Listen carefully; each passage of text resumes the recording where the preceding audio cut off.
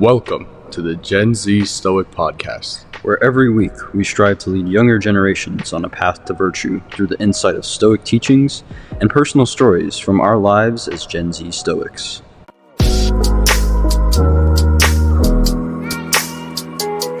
Welcome to this week's episode of the Gen Z Stoic, where we're going to be doing another unscripted episode. The first unscripted episode did really well. We got a lot of good feedback, got a lot of engagement. And so we decided, hey, let's do it again because like we said in the previous one, we really enjoy doing unscripteds. We really enjoy revealing kind of our personality to our audience besides the philosophical stuff, just getting to know us personally. And the unscripted episode is a good way to do that. So today, in current events, Fortnite, OG map is back. We're going to relate this to Stoicism, I swear. But the Fortnite OG map is back, and I have been on that grind this week.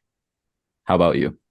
Yeah, it is back. We have like a e-game or an esports center, a gaming center in our gym. So, sometimes occasionally I'll walk in and just catch a W or two. You said you had a 50% win rate, which is kind of crazy considering how much you've been playing. But yeah, so it is back. And I think to connect it to Stoicism, right? If you want to be really philosophical with this, it gives us a very nostalgic feeling, a very beautiful feeling of home. And I think often, the feelings that you attribute to your upbringings and to your childhood and your roots, going back to those is very healthy. It's very healthy to return your mind to that state of being peaceful and feeling, comfortable. Sometimes, obviously, you don't want to live in a state of comfort forever, but those feelings of immense happiness and inner peace are very healthy to return to. And so we know that the Fortnite OG map has helped us return to these feelings of nostalgia and inner peace in a way. Oh, yeah, for sure. I was just saying before we started recording that at this point, it's been out for what, 2 weeks, week and a half. I'm already tired of Fortnite. The game itself, kind of boring.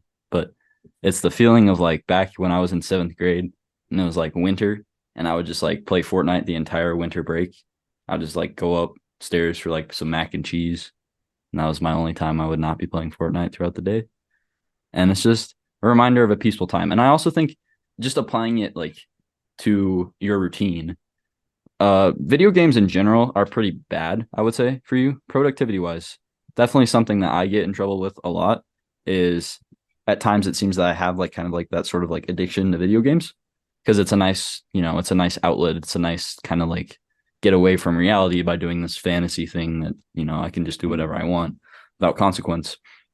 And, we see a lot of people who kind of follow that Stoic path be so anti video games. They're oh, what does it matter? You don't get anything of value. Why would you do that at all? And I think my kind of argument against that is that, if you have one vice and it's video games, that's a pretty healthy vice to have. If you need to go take some emotion out on something and you're all right, I'm gonna go game for a second because that allows me to disassociate from what's going on. That's there's so many worse options for you that I feel that kind of negative harping on video games that a lot of the Stoic community and these influencers who want to be this is how you be productive, this is how you be successful, all kind of just throw shade at video games. Some of it is warranted, but you also have to realize that we live in a digital age. And you're going to play video games. It's very rare to find somebody who's I don't play any video games at all. Not on my phone, not on my computer, not on my console. There's very few people who are like that. And so it's just regulating, which I'll admit I have not done well doing that because I've just played Fortnite my entire free time this week. But when you go to Colorado School of Mines, something you just got to do. You got to play Fortnite, get through the physics homework, got to play Fortnite. I will say I don't have a 50% win rate. That was bad context. That was one day. It's actually 20% now, but that's fine. I'll take it. I'll catch some dubs all the time. I feel like we should say, if you want to play Fortnite with the Gen Z Stoics from time to time, let us know. But that's kind of my perspective on it. Is it's nice to have it as an outlet, whether it's nostalgia wise or just because it's fun to do. It's a nice activity that brings you joy, brings you some happiness. But you have to moderate it with anything, as with anything else, you have to moderate it You can't spend all day just kind of sitting in your pajamas playing Fortnite, playing whatever video game you like. You're not going to do anything with your life that way. But you also can't just say, I'm never going to touch a video game again because they don't provide any value. Because that's not true. If you think about like the gaming community, like you said nostalgia, like when we played Fortnite in middle school, it was with all our friends. That's where the nostalgia hits, is it was with all our friends and we had not a care in the world. And that's a sense of community, which everybody needs from time to time. Everybody needs actually pretty constantly. So if the gaming community is your community, so be it. Just make sure it doesn't get in the way of your goals, is all I'd say. Well, the thing is too is I think the reason that a lot of people would like to criticize video games is one, they are addictive and they will keep you from being productive. And so a lot of people would rather just cut them out completely rather than saying maintain balance. A lot of the times it's easier to simply leave something 100% behind when you're trying to move forward instead of mitigate like a balance, because it's hard to do at first, because oftentimes we'll try to tell ourselves, oh, I'll just do this once or twice a week, and that turns into 3 or 4 times, and then 5 or 6, and then all 7 days of the week. So it's not even that. Even other vices, like you were talking about, not video games, if you resorted to smoking or to drinking, it's not even that those things themselves in their nature are bad or make you a bad person. It's going to depend on what you want to do and what your goals are. So if you are someone who really cares about your physical health, then it's going to seem a lot more severe to smoke or to drink or to do something that comes at the expense of your physical health. But if you're someone who takes a more, I guess, balanced approach, saying, oh, one time is okay, and that works for you. It's not that those individual things make you bad. It's when they become consuming of your productivity and they become more invasive of the time spent doing things that are going to actually help you progress forward. That's when they become a problem. And so that's why you hear people say, oh, don't do this, don't do this, don't do this. It's very hard to actually only be productive all the time, because then you get burnt out and you end up being less productive than if you let your mind go for a little bit. Sort of relevant to me, I've had my friends tell me I'm too hard on myself, that I need to relax, let my mind off of something. My mom was telling me that. She was like, you need to just unwind for a little bit. And it's very hard. There is sort of a toxic, I guess, hustle culture today that we have experienced, where they're saying hustle, hustle, hustle all the time, no breaks. While there is an importance in, constantly trying to be better, there also is an importance in doing something mindless, not using your brain for once and letting yourself relax and just be yourself without having to worry about things. It's like using your phone. You can use your phone on all the time, but it's going to drain your battery, and you're going to have to do something that recharges your battery before you can use it for extensive periods of time again. I just thought it was interesting because, like you were saying with video games, it's not bad. We're not unproductive now because we chose to, return to some nostalgia playing Fortnite in these past few days. That's not the issue. The issue is when it becomes, consuming of your productivity. You are then unable to keep moving forward with your life because now you're consumed by something that is known to be addictive. We know that video games are addictive. We know that things like that spike your dopamine super high are addictive, and that's why people develop unhealthy habits and consumption levels with these things. But it's not the actual act of playing video games that makes you a bad person. It's simply understanding the balance and how you can do both at the same time. Yeah, it's essentially whether it's going to be an outlet or an excuse for you. It's very nice to have an outlet, especially if you're somebody who's kind of like a big picture thinker. Like the two of us, we get into it with like conspiracy theories and like how the world works, and we're always thinking at things like deeply. Like for instance, we're talking about Fortnite and we're somehow making it philosophical. But when you go through life like that, I believe it's a better way to live, because it's always better to always be questioning things and never be satisfied with just like people telling you what to think, how to live life, what to do. But also you have to look at it in terms of, I fucking forgot where I was. Shit. That's why I paused, because I figured I'd do that. All right.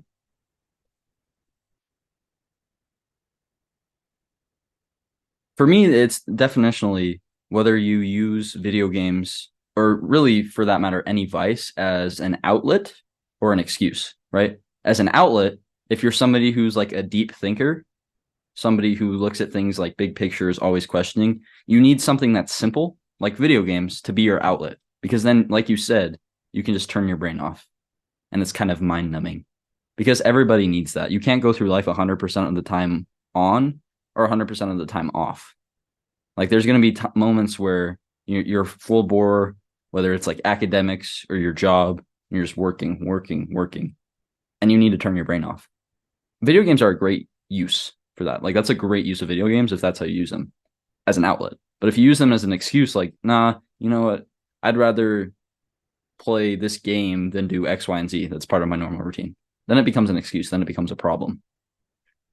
And as I've been reflecting kind of on the philosophical side of things, I'll say something that's kind of counterintuitive, kind of transitional to what a Stoic podcast would say, is that while we emphasize Stoicism on this podcast, do not kind of only get boxed into one school of philosophy. That's something I've been thinking about besides Fortnite this week, is I've recently picked up a lot of John Locke's works, some empiricist school of philosophy kind of works, and it's very good.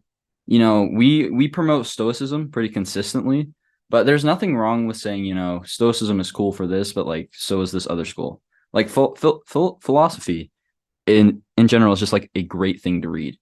If you had to choose reading material, choose a book from philosophy. It doesn't have to be a specific school of philosophy because ultimately everybody's life experiences are different. So while we found Stoicism to be the best fit for us, other schools of philosophy, like they may fit better for you. I like Stoicism because it's simple. That's why it resonated with me the most. It was the simplest way to change my mindset and change my life. And I like simplicity, especially with philosophy, which can get very complicated very quickly. When something is that simple where you can just like read it for 5 minutes, you're like, oh, that's a clear takeaway. It's very plain language. Like I feel like that's why Stoicism has resonated well for me, but maybe it doesn't for you. And so, you know, whether it's like John Locke or whether it's Nietzsche or some other school of philosophy, as long as you're reading philosophy, I feel like you're being different because our generation, I look at it kind of black and white, like 50% of our generation either has like no purpose or meaning whatsoever and are satisfied with like temporary satisfactions, temporary outlets, social media, partying, hookup culture, all those things. But there's also 50% of our generation that is very, very desperate for purpose, for meaning. And they're looking for someone to tell them how to do that. We can see that whether it's like Sam Sulik or Andrew Tate or any of these like big guys like Goggins, who people just flock to them because look at them, they're successful, you know? But some of those guys say the wrong things. They say very irresponsible things for people to have that size of platform. And so, you know, I was reflecting that while, yes, we are a Stoic podcast, if we can turn our audience on a philosophy in some way, shape, or form, we're doing our job. It doesn't have to be Stoicism. It doesn't even have to be anything related to Stoicism, if we're being completely honest. If it's something that's philosophy and tells you, here's how this author thinks that you can improve your life, go try it out. Because you'll find something that works. There's not a book of philosophy that you can find where you're going to read it from front to back and say, I did not learn a single thing. I did not get a single piece of worthy advice throughout this entire text. Yeah, especially if you approach it with a closed or with an open mind, then you're going to find yourself learning a lot of new things and learning new perspectives. You said you've been reading a lot of John Locke. I have this book right next to my meditations book, for the camera to see. The Huangzu. It's Taoism, which is Chinese philosophy, and Tao is basically it's very similar to Stoicism. It just happens to be, you know, based more in Chinese beliefs, but it's still the idea of Tao basically signifies like what in parentheses quote they call the or not parentheses in quotes they say the way, and that's sort of what Stoicism is, finding like the way of constant evolution, like the way of life basically. So there are different beliefs taken in all of these different forms, yet they all portray very similar concepts, just in shared in different beliefs and cultures. So it might look different, but you can find a lot of parallels the more you branch out to different forms of Stoicism. I'm assuming you found parallels with Locke and Stoicism. If you want to get into that, you can in a second, but the point that I'm trying to make is it's not that, you know, one form of philosophy is going to be correct. We're not only emphasizing Stoicism like Stoicism is the only way. There are plenty of schools of philosophy that come from different areas of the world, different time periods, that are all going to be very relevant and are going to teach you something. I think that's why we enjoy philosophy so much. That's why when people ask me what our podcast is about, I don't say stoicism, I say philosophy, because even though we are the Gen Z Stoic, being philosophical isn't only relevant in the school of in stoicism. You can be philosophical and believe being philosophical essentially to me is the art of questioning deeper meaning, right? And you have these discussions with people and you question what is deeper and what is more meaningful and what is going to lead you in the way, right? Or being more purposeful. So any artifact, any book, any lesson, any teaching that you can find, no matter where it's from, obviously who it's from is relevant and where it's from, but you get what I'm trying to say. Whatever you can find, there will be a lesson in it that you can learn. And then the more that you expand your horizons within the realm of philosophy, the more you're going to learn and you're going to be more well-rounded in this area and have deeper conversations. If you only study one school of philosophy, you're going to be very limited to your own beliefs. And it's going to be very hard for you to understand what other people are saying about other schools. Yeah, I think, it's actually more beneficial if you read multiple schools of philosophy because as with anything, the more you read, the more well-rounded person you become in that topic area. And if philosophy, like the simplest definition I found is just like the love of wisdom. You look it up on the internet, like what's the simple definition of philosophy? It's the love of wisdom. And there's no better way to get wisdom than to just consume a bunch of information from a variety of sources. It's with any kind of topic, you become informed by looking at it from like every perspective possible. That's how you become informed on a topic and develop your own opinion. And so the same goes with philosophy. You may enjoy this podcast. We really hope that you do and enjoy the school of philosophy that is Stoicism. But even if it works for you, go explore other things. Like I've learned from Confucianism as well. I've read that Taoism book as well. I gave that book to you, Mateo, so I've read that as well. Locke right now, it's interesting. John Locke is more of like a political philosopher. Many of his works relate to like political rights and the idea of limited government and those kind of things. So it's not like a true parallel there because Stoics, while they were political, their writings seem to be pretty apolitical. And so Locke does not choose to take that route. And that's what I appreciate as somebody who's very invested in politics and making a change. That's why I enjoy reading Locke right now. Some of his like more like being like mindset kind of existence things are about how, we have no innate ideas as human beings, how everything we learn comes from experience. Every thought that we have, every idea that we have, every opinion that we build comes purely from your human experience. It's not something that you're programmed with. And he's a really big believer in reason, which is obviously something that Stoics believed in, but it's something that is a kind of a common thread within philosophy is that the biggest separator between humans and animals is the fact that we are able to reason and logic. That's like our biggest separator. The difference is how we go about using that. That's kind of the difference between the schools of philosophy. And I think to Locke's credit, it's because all of these philosophers lived different experiences. So you live different experiences, you're going to come away with different opinions on how life is best lived. And so I think that's something that's to John Locke's credit when he writes those things. So if you haven't checked out John Locke, if you're somebody who is both philosophical and political, like myself, very good read. I'm sure you've heard of John Locke, but go ahead and give that a shot. I've kind of led with ideas, Mateo. So is there anything you've experienced in the past week that you'd like to talk about? Well, before I do, I want to actually build off that real quick. It was interesting because I know you as a political person. And so it makes sense that you sort of got into the political philosophy like John Locke.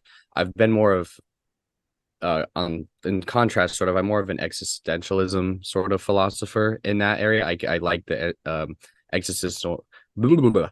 I like the existential questions that question basic human existence. I find those very compelling. So I've never been much of a political person. I'm not necessarily closed-minded to it. It's just never really piqued my interest like it has for you. And I would probably say I'm more interested in that area than you are in terms of asking the existential questions. And that's why it's beautiful, is because there is always an area of philosophy that's relevant to what interests you.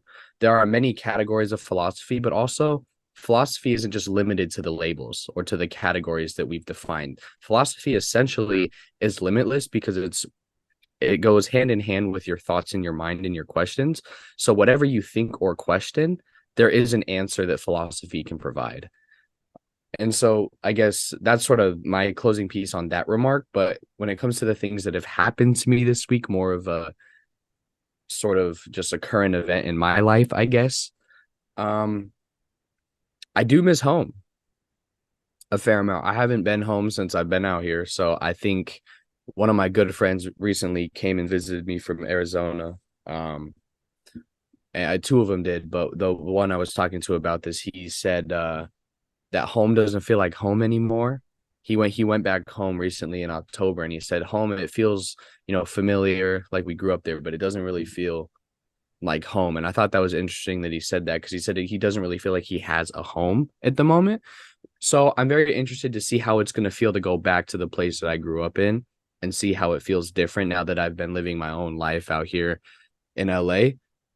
Um, so the home for me, I've sort of been reflecting on. So I'm like, well, what is home then? Because I still feel like I have a home, back in Colorado. But if it's not going to feel that way anymore, then what is home? And I really think home is the internal aspects of yourself that you've mastered. You can be at home with yourself, but also it's the very close knit group of individuals that you surround yourself by. Home is people to me, right? So my friend who came out, that was like a piece of home that came to visit me. That's what it felt like. So I don't think home really is a place anymore. I think home essentially is what you make it. It's the people and the relationships that you cultivate and that you really put your mind and your effort towards, that become your home, that become your safe spot, that become comfortable. You'll always have, it's sort of a bittersweet thing to talk about, right? Going home and you're like, oh, this isn't really me anymore. But that's also beautiful, because that shows how much we've grown even in this short amount of time. Being adults, we've already taken steps forward in our lives to where we are sort of forced to leave other things behind and put things down so we can pick new things up. That doesn't mean that we're going to completely forget, but it means that you have to let go of your past. Sometimes you have to put things down in your past that you can't change, and you can't dwell, or else you're never going to be able to step forward into new things. I just recently, and we talked about this off camera, probably for the better, but getting a little vulnerable. I was not doing the best mentally the past, few weeks, like month. And what happened that made it a lot better was, one, actually, this has happened twice to me since I've been out here, was journaling. um I've had two very big issues since I've been out here, and I journaled on both of them. And almost immediately after I journaled, like the day or two after, I felt much better. And that just reminds me that I need to keep journaling and meditating on these thoughts that I'm having, because when I write them out, then I'm better able to understand myself, which is a basic Stoic principle. But the biggest thing that helped me get through this, right, was reflecting to the point where I understood that there were a lot of mistakes that I've made in the past that I had to let go of. And I had been holding on to some of these for years and years and years. Well, if you hold on to so many things, they accumulate over the years, your hands are going to get heavy and you're going to be unable to move forward unless you set these things down.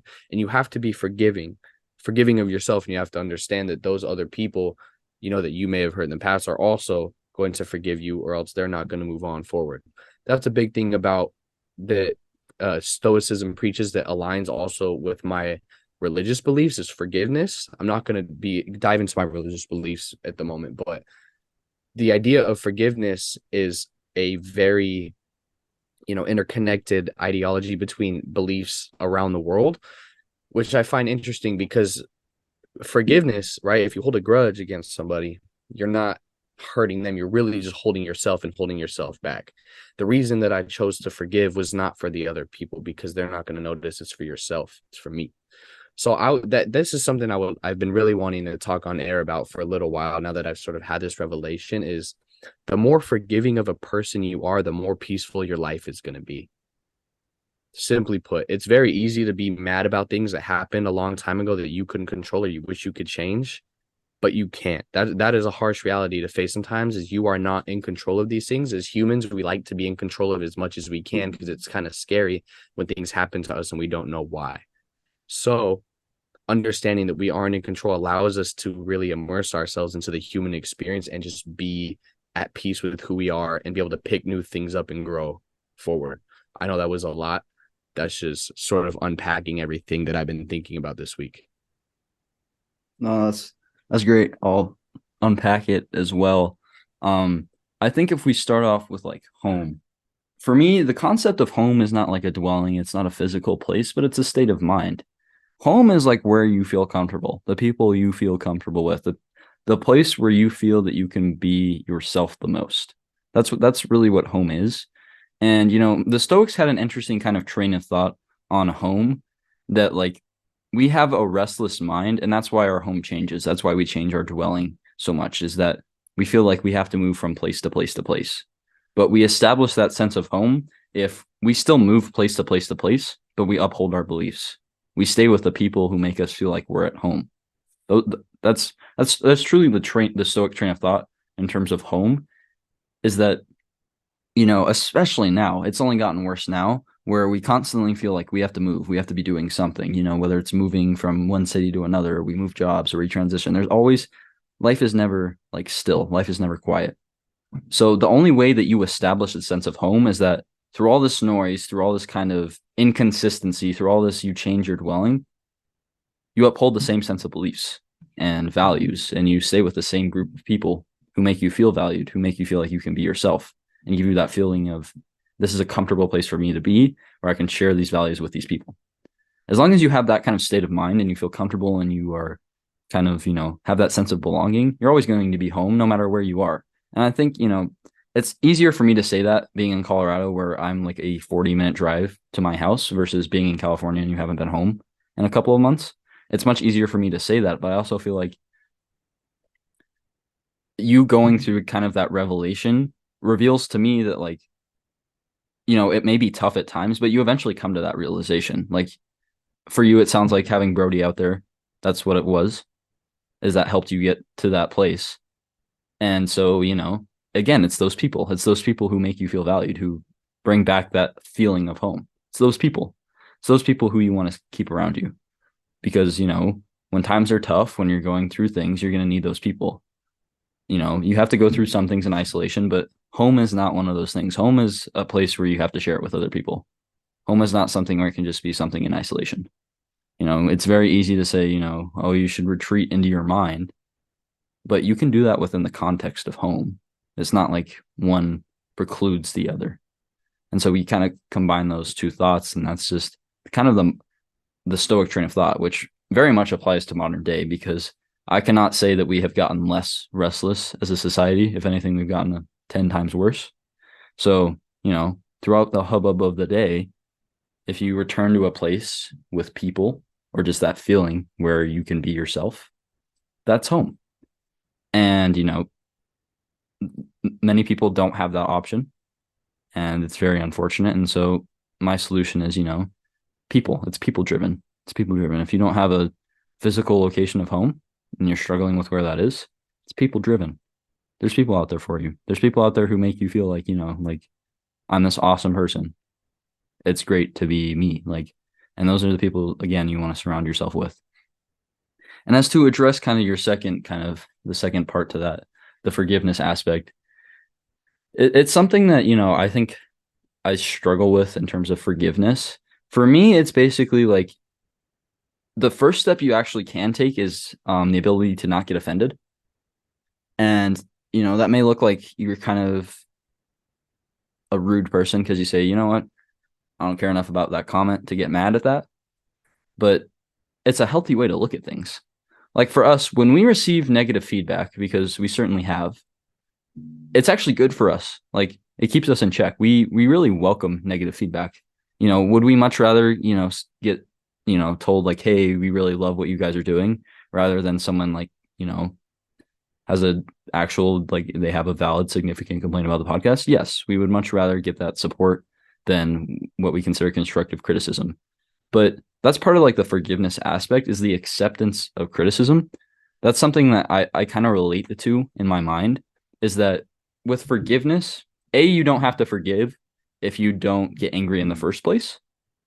If you don't feel like you've been wronged in the first place. There's so many Stoic quotes that the only way that somebody can harm you is if you feel harmed. So many Stoic quotes that are along those exact same lines. to where that's the first step of like forgiveness is you don't have to forgive somebody if you don't let them like kind of aggress you and like offend you in some way. And instead, you just kind of sit down and like solve the problem rather than just you two getting angry at each other. But secondly, if you get to that forgiveness aspect, use it as like kind of a constructive criticism process. Because if you have to forgive somebody, if they've done something wrong to you, it's kind of a process of like thinking, why did they do that? Why did I get offended? Like, what was the situation? It's kind of like, like you're reviewing the film of like what that situation happened because you don't often, I feel like, at least for me, I don't often get in situations where like I feel like that angry that I'm like I might have to hold a grudge or like I'm gonna have to truly forgive this person for that because they really upset me. I don't often feel like that. So if you can are able to get to that point, which I feel like it's easy. It's easy to get to that point. You just have to go through life and, take it seriously, but not to where anything is personally against you. People say a lot of things. It's not a personal attack on you. Very rarely it's a personal attack on you. And if it's a personal attack on you, that just simply says more about that person's character than anything about you. And I feel like, that's kind of cliche to get told that, but if you tell yourself that enough, it eventually just becomes ingrained to the point where you're like, all right, whatever, man, have your moment. Because you're not going to stop them. So my point being kind of towards this long rant is if you get to a point where you're in that mindset, but you still get offended, you still get to a point where you're going to have to forgive somebody, that's a monumental point because that means that they had a true impact on you. And so I think that shows you two things. One, okay, I need to look at the situation, the context, and maybe if there's any fault on my part. And two, it shows you that that person matters to you. I think that's kind of where you're going, knowing kind of the context of your week, is that when you have to forgive somebody, it means that they truly matter to you because you care enough about what they said, what they did to be hurt by that. And so for me, I think those rare instances where I do have to forgive, that's the conclusion I always make is forgiving is worth it because I'm forgiving somebody who really matters to me. And I would much rather kind of look like, vulnerable or rude or like the worst person if it means that I get to maintain that relationship. And that's why I think forgiveness is all about, is maintaining those good relationships with people who are worth forgiving. And in the end, when you eventually, have that talk about forgiveness and you end up talking to someone and you get through it, you understand that it wasn't ever you versus that person, or it wasn't a personal attack. Nobody had malicious intent. Oftentimes it was either one of three things, right? Somebody acted out of emotion and made the wrong decision. Two, there was a miscommunication, which I find to be usually the most common. There was a miscommunication or misinterpretation of something that was said. Or three, yes, something bad what did happen, but that usually is not the case. Something of malicious intent was imposed, but that usually is not what happens. It's usually one of the first two. And I went to this a long time ago.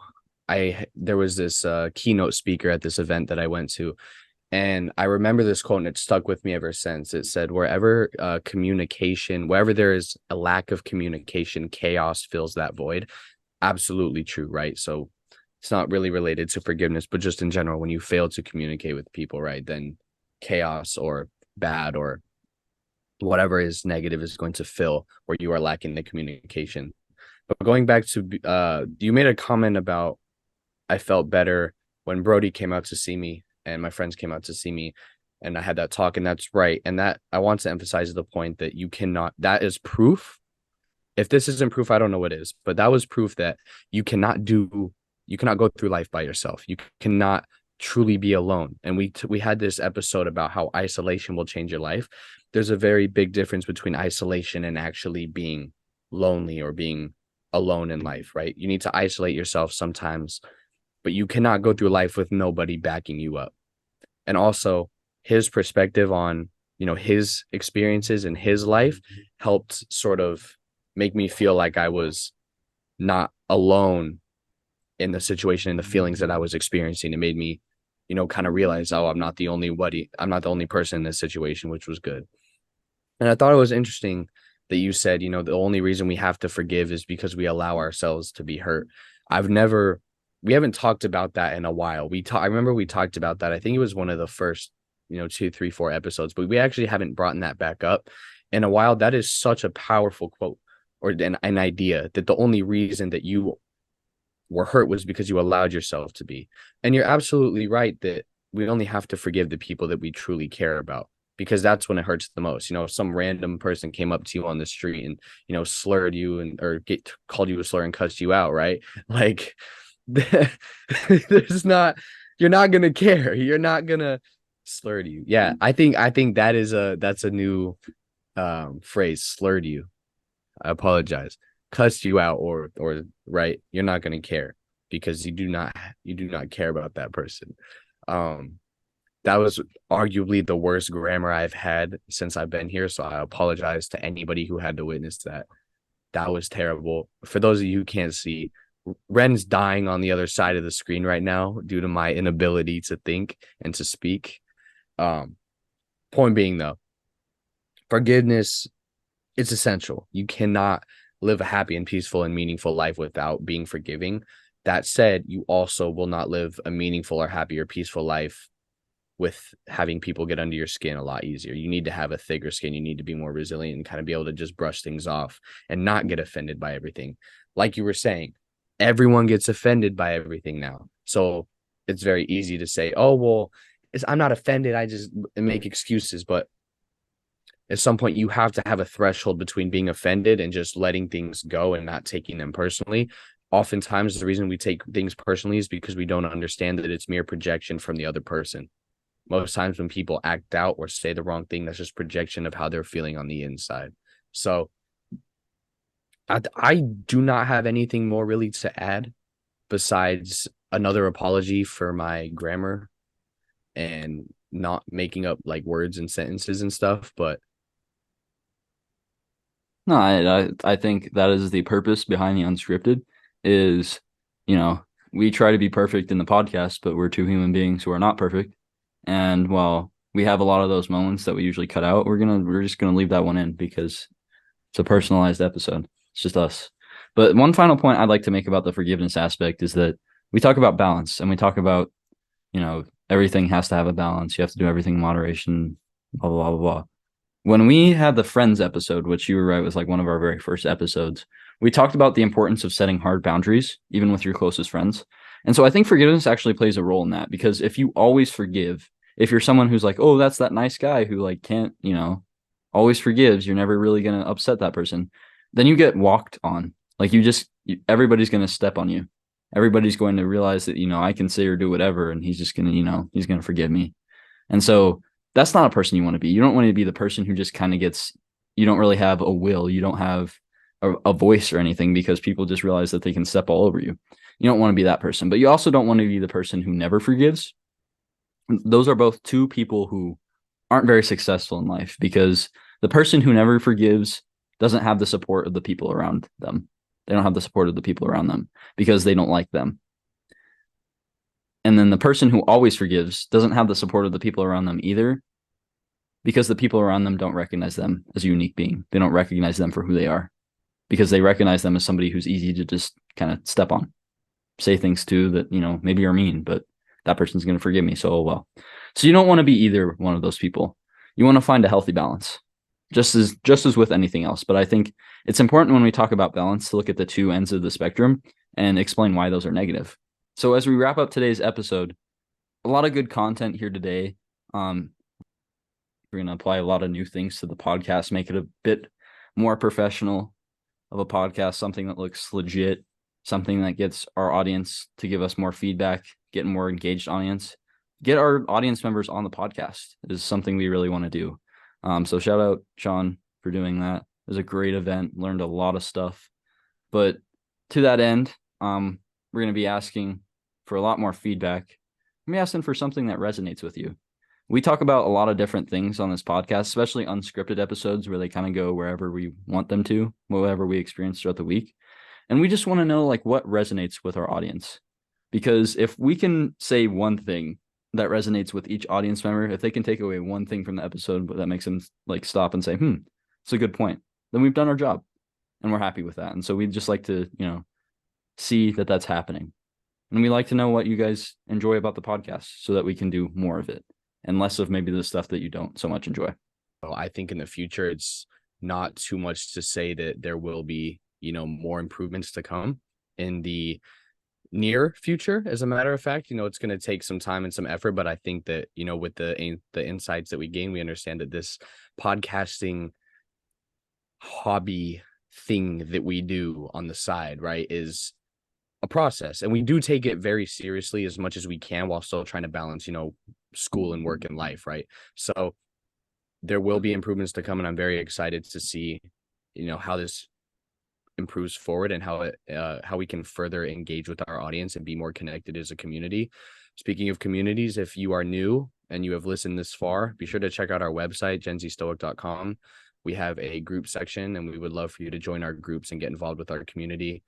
Check out our website. We have articles that we have published and that we will be publishing in the future about, what are relevant to Stoic topics and sometimes relevant to our episodes.